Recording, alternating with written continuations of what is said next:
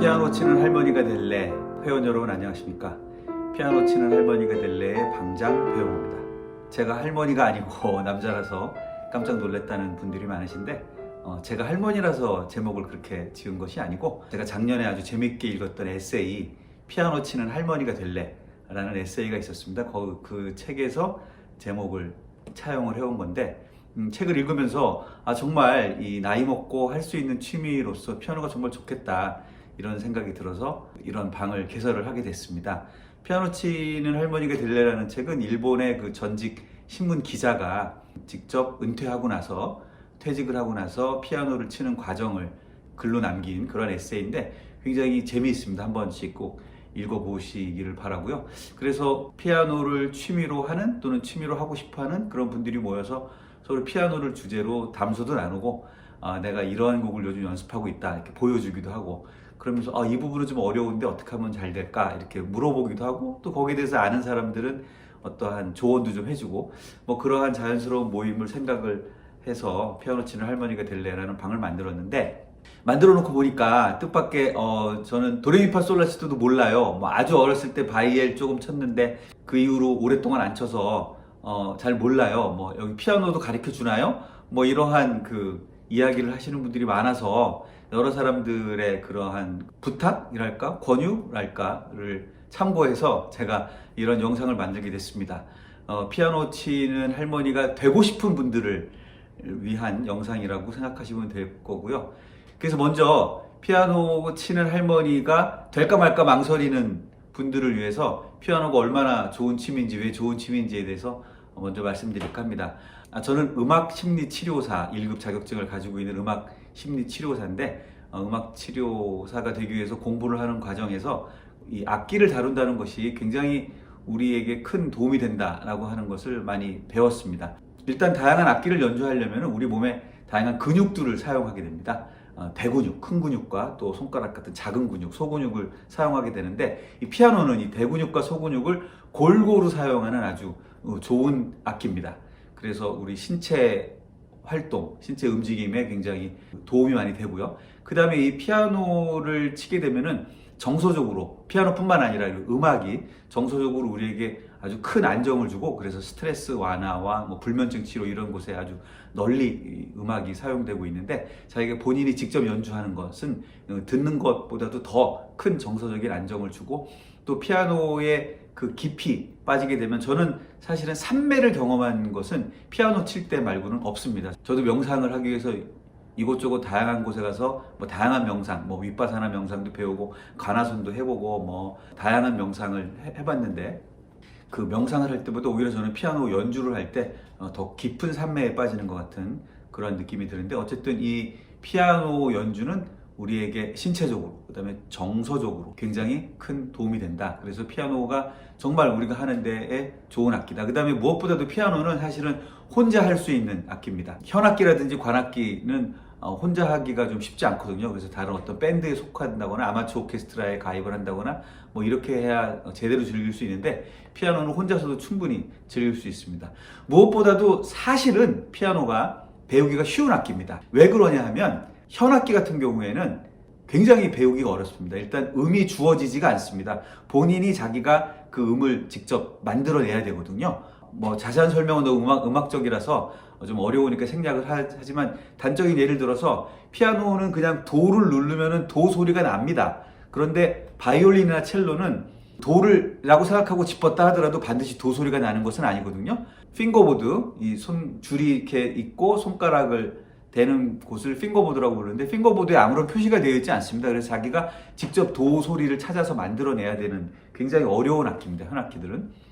그 다음에 관악기들은 사실은 나이 먹어서 하기에는 호흡이라든지 이런 게 굉장히 많이 딸리고, 관악기도 사실은 정확한 음정 내기가 쉽지 않습니다. 반면에 피아노는 정확한 음정이 주어져 있다는 거, 저는 이게 굉장히 큰 장점이라고 생각을 합니다.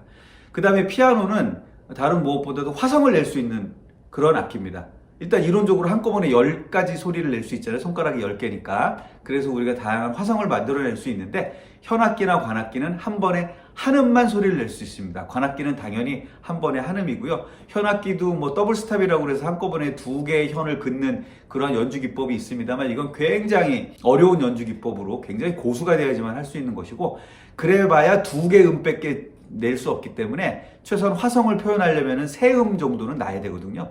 그래서 화성을 표현할 수 있고 동시에 멜로디도 표현할 수 있는 그런 만능 악기다. 그래서 피아노를 취미로 악기를 만약에 배우신다 그러면 저는 당연히 피아노를 첫 번째로 추천드리고 아주 특히 나이 먹어서 할 수 있는 취미로서는 최고라고 생각합니다.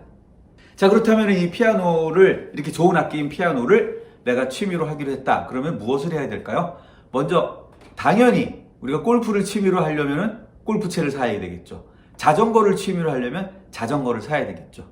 피아노를 취미로 하려면 당연히 일단 피아노를 사셔야 됩니다. 그런데 저는 뭐 집에 피아노가 있으면 굳이 살 필요 없고요. 되게 우리 아이들에게 많이 피아노를 가르치기 때문에 집에 오래된 피아노가 한 대 정도는 있는 집들이 많은데 그러면 굳이 사실 필요 없지만 굳이 피아노가 없어서 사셔야 된다 하면은 제가 추천드리는 거는 이러한 전자피아노입니다. 왜냐하면 어쿠스틱 피아노, 우리가 말하는 그냥 피아노, 이 철판과 큰 공명판이 들어있고 거기에 쇠줄이 묶어 있고 그 다음에 나무로 이렇게 케이스가 되어 있고 건반이 만들어져 있는 이 어쿠스틱 악기는 사실은 한국에서 관리가 쉽지 않습니다.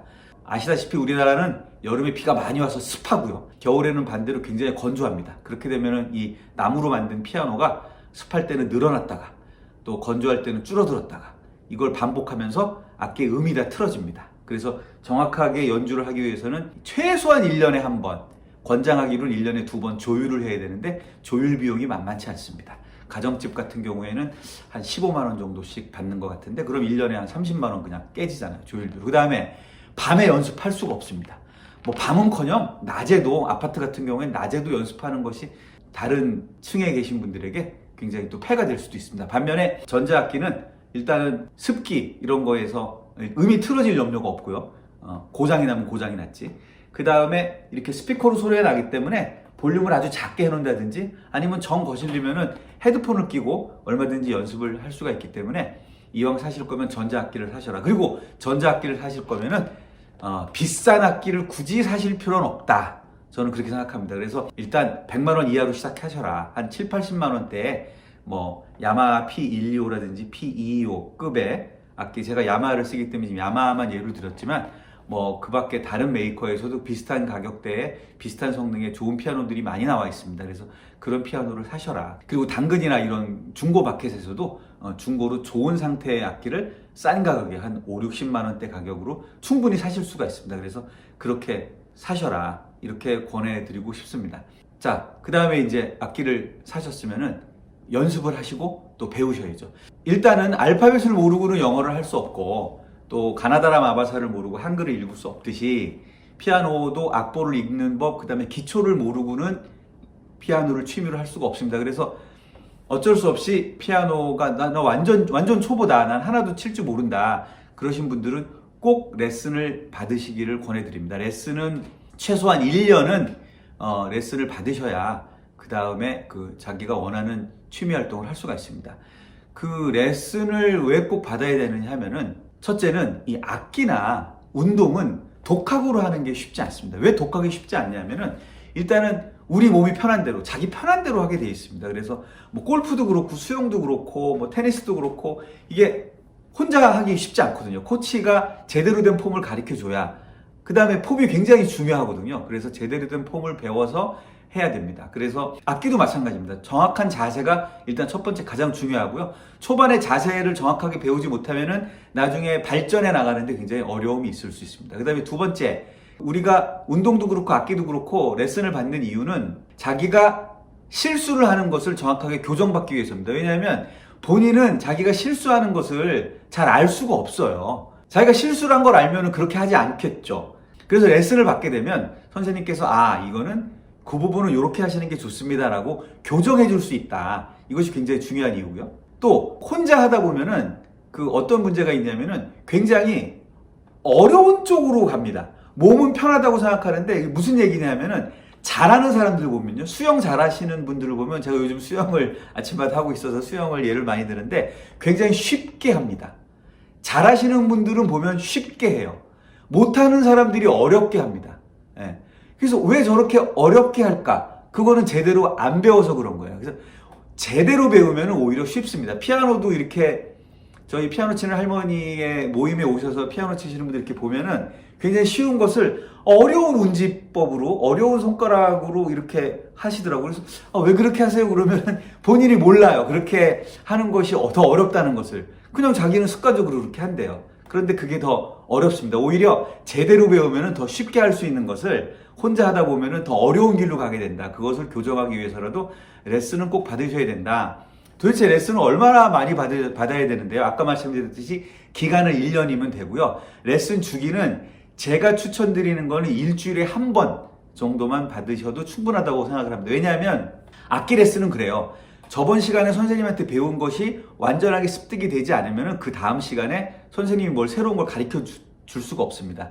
즉, 이 벽돌쌓기랑 같아서 기초가 탄탄히 다져진 이후에 그 다음 진도 나아가고 다음 진도를 나가야지, 그렇지 않으면은 완전히 허물어집니다. 제가 피아노 학원에서 뭐 배운 아이들에 대해서 좀 지도를 해달라 뭐 이런 부탁을 받고 뭐 몇 번 해준 적이 있는데, 제가 그때마다 그 아이들이 아니라 아이들의 엄마들한테 제가 뭐라고 얘기하냐면은, 피아노 학원 선생님들한테 진도에 대해서 너무 압력을 넣지 마라. 무슨 얘기냐면은, 우리 옆집 애는 우리랑 같이 시작했는데 벌써 체른이 30인데 왜 우리 애는 아직도 체른이 100번을 치고 있나요? 이거는 굉장히 위험한 겁니다. 왜냐하면 기초를 탄탄히 하지 않고, 피아노 학원 선생님이야, 그냥 체른이 100 됐다, 이제 체른 30 가자, 뭐 이렇게 막 진도 쭉쭉 나갈 수 있죠. 하지만 그건 아이한테 절대 도움이 되지 않습니다. 그거는 아이뿐만 아니라 여러분들한테도 마찬가지예요. 그래서 진도가 나가는 게 중요한 것이 아니라 완전히 습득을 하고 다음 진도를 나가는 게 좋다. 그래서 처음 1년 동안은 일주일에 한 번, 많아도 일주일에 2번만 레슨을 받으시고, 나머지 시간에는 하루에 한 30분 정도, 저는 하루에 자기가 이걸 피아노를 취미로 한다고 생각한다면은 하루에 30분 정도는 투자를 하셔야 된다고 생각합니다. 그래서 그렇게 레슨을 받으시고, 뭐 1년이 지난 다음에는, 그래서 내가 악보를 어느 정도 내가 읽을 줄 알게 됐다. 그러면은 한 달에 2번 정도만 레슨을 받으셔도 충분하고, 그렇게 해서 한 3년 정도 지나면은 이제 한 달에 한 번 정도만 레슨을 받으셔도 충분하다. 이 피아노를 치는 할머니가 될래, 이 에세이에 나오는 저자도 한 달에 한 번 레슨을 받습니다. 저는 한 3년 이후가 되면 한 달에 한 번 레슨으로도 충분하다, 이렇게 생각이 됩니다. 그래서 그럼 어디 가서 레슨을 받아야 되냐, 그냥 동네 피아노 학원 가야 되냐. 근데 뭐 저는 동네 피아노 학원도 좋다고 생각하는데, 너무 이런 어려움을 호소하는 분들도 많고, 그러지 말고 피아노 치는 할머니가 될래에서는 좀 당장 네가 레슨을 좀 해라, 이런 말씀을 하시는 분들이 많아서 제가 레슨을 하기로 결정을 했습니다. 그래서 아주 저렴한 레슨비로, 공짜로 해드릴 수는 없고요, 저렴한 레슨비로 여러분들한테 레슨을 해드릴 예정이니까, 레슨을 받고 싶으신 분들은 요 아래 전화번호로 문자나 뭐 전화나 아니면은 이메일로 뭐 문의를 해주시면 제가 대답을 해드리도록 하고, 그래서 어쨌든 최소한 1년은 기초를 다지는 기간이 있어야 된다. 하지만 그 기초가 됐다 하시는 분들은 한 달에 한 번 정도만 레슨을 받으셔도 되고, 아니면 뭐 레슨비가 그렇게 비싸진 않지만 부담스러우면은 저희 모임에 나오셔서